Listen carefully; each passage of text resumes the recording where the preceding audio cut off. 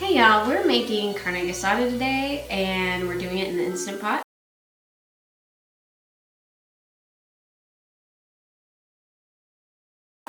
Right now I have already filmed this twice.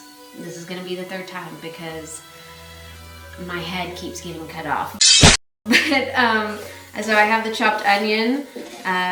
It's been sauteing in avocado oil. I added the garlic in there and it's ready to be transferred into this pot. You can saute it inside the Instant Pot.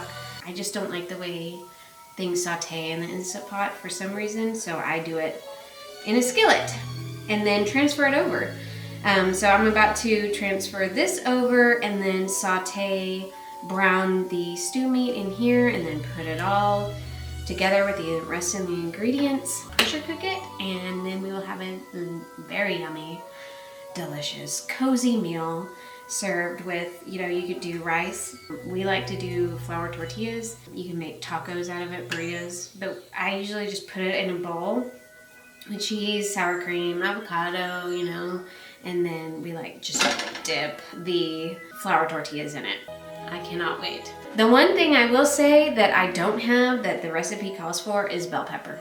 I'm pretty sure it's gonna turn out just fine, but I just don't have it, and I'm not going to the store just for a bell pepper.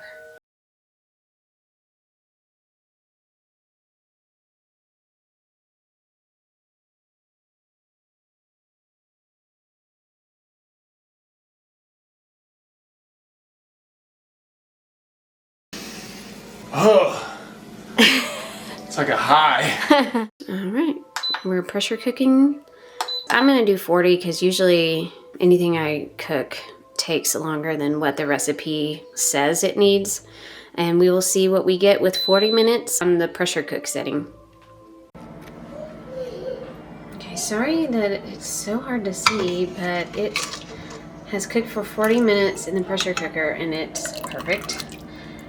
As you can see, it is very juicy, not very thick, which is, we knew it was going to happen because I didn't put the flour in it. I have some juice that I put out in this bowl and I'm mix it up real good, cornstarch, make sure all the little lumpies are out, and then I'm going to throw it back in here on saute mode, okay, and then stir it. Let it cook and thicken, and then it should be perfect.